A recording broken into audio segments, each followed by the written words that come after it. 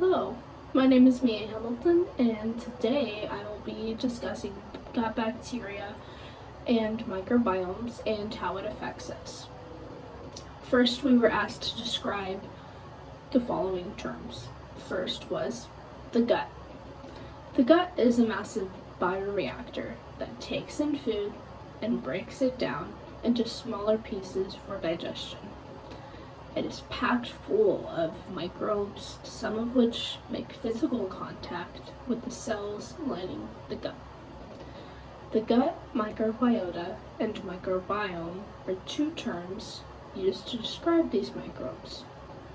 The gut is home to more bacteria than all of the humans that have ever been born. And more DNA than 99% of the DNA in the body is bacterial. These microbes play a vital role in nutrient absorption, immune function, and even mental health through the gut-brain connection.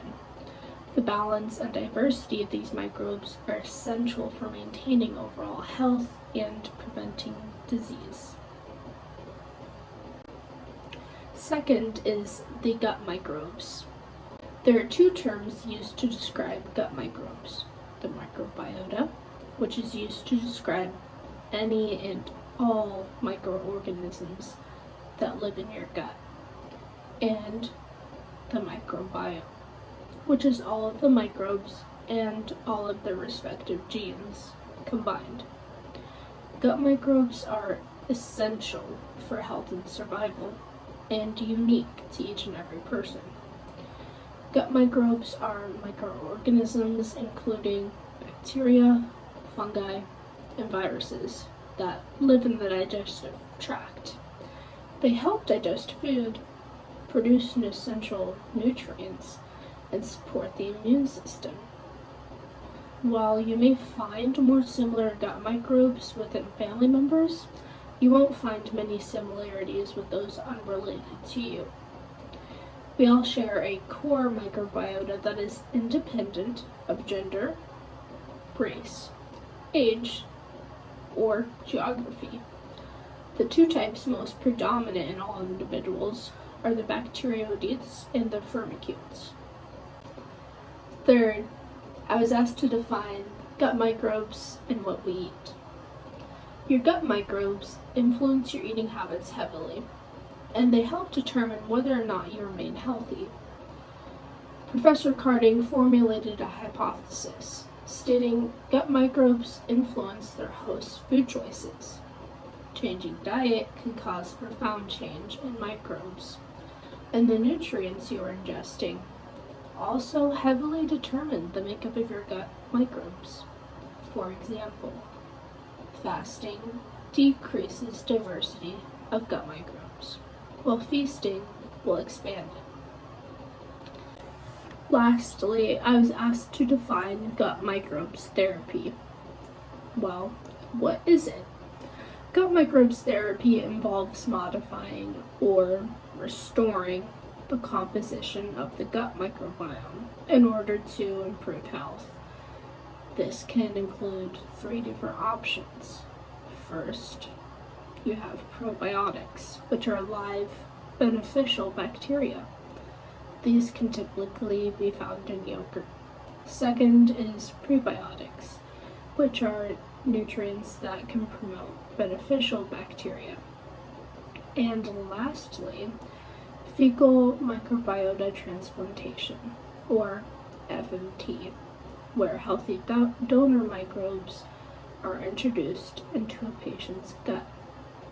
Another route used is the use of pharmaceuticals. For example, vancomycin can be effective for diet-induced obesity in some cases. How is this therapeutic?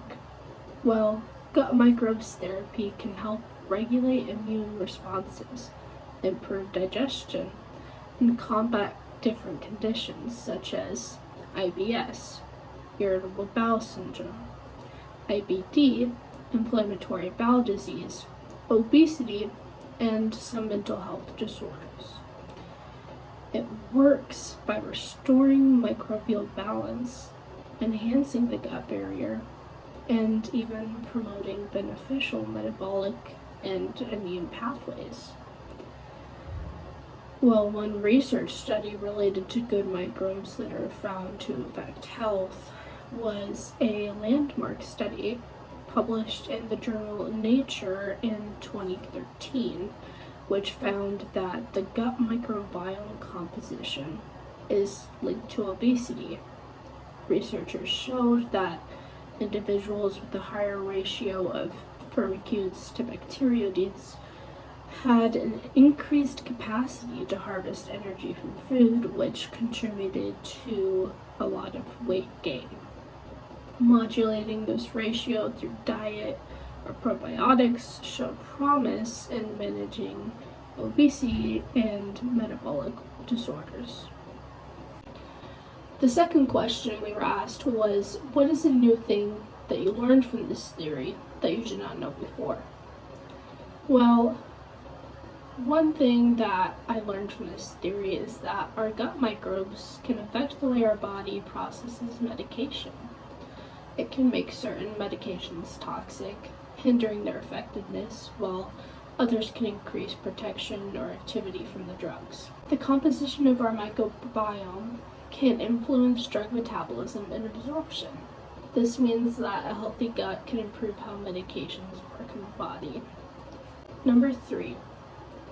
What are the specific areas of our body that get affected by the type of microbes in our guts?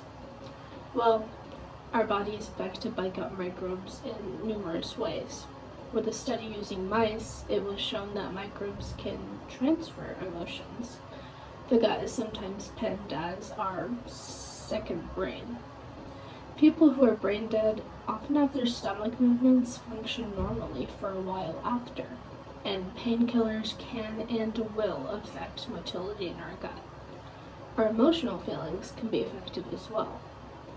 The balance of gut microbes can influence our mood, stress levels, and even levels of anxiety. Changes in the microbiome have also been linked to conditions like depression and autism. Question number 4. Important chemicals and hormones found in our brains that are thought to be affecting our overall health are now found to be produced in our guts. Now, due to the video, how is the type of our bacteria determined at the beginning? Do we get bacteria or microbes from others or any other external activities? And if so, what types of activities or elements cause us to exchange our bacteria? Well, our gut microbes come from our parents, particularly our mothers. The time in which you are most exposed to microbes is shortly after birth, where you are rapidly colonized by bacteria for the months after. Once you are older, you are exposed to microbes through a number of things, including water and the food we eat, pets or animals that you may have around you, where we live, such as whether you live in the country versus the city, and the type of place that you live in, a house with family members or an apartment complex with multiple other people. Your activities indoors or outdoors could also affect it. The population of our microbes can also be affected by things like aging and antibiotics. Additionally, we can exchange bacteria through close contact with others, such as hugging, sharing food, or acts of intimacy, such as kissing.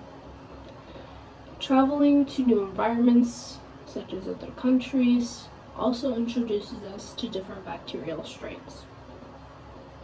Question number 5. What food types are considered effective in increasing good bacteria or good microbes in our guts?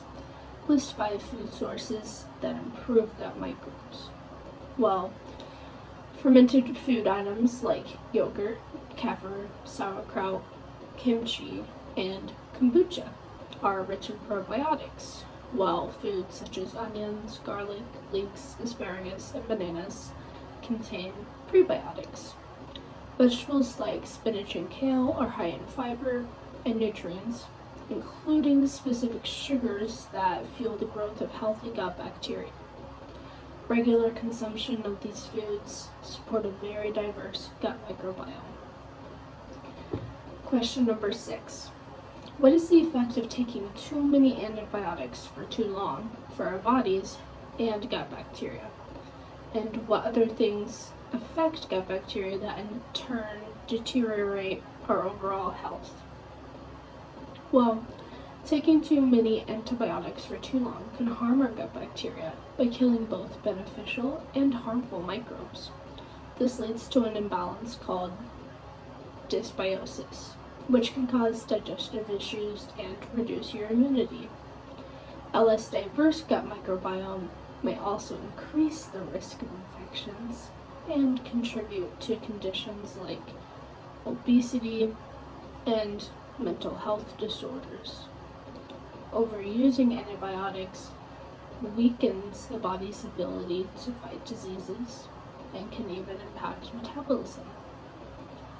Other factors that reduce gut bacteria include poor diets high in processed foods, chronic stress, and lack of fiber. Excessive alcohol and overuse of antibacterial products can also disrupt the microbiome. To maintain gut health, it's important to eat fiber-rich foods, manage stress, and use antibiotics only when it is truly necessary. The 7th and final question is, what do you do yourself in order to improve your gut bacteria? And list 3 things you may want to do. Well, I have not personally made actions toward improving my gut bacteria, but there are many ways that I could do so. First, I could strive to eat and incorporate a more diverse and fiber-rich diet with foods that help feed beneficial bacteria.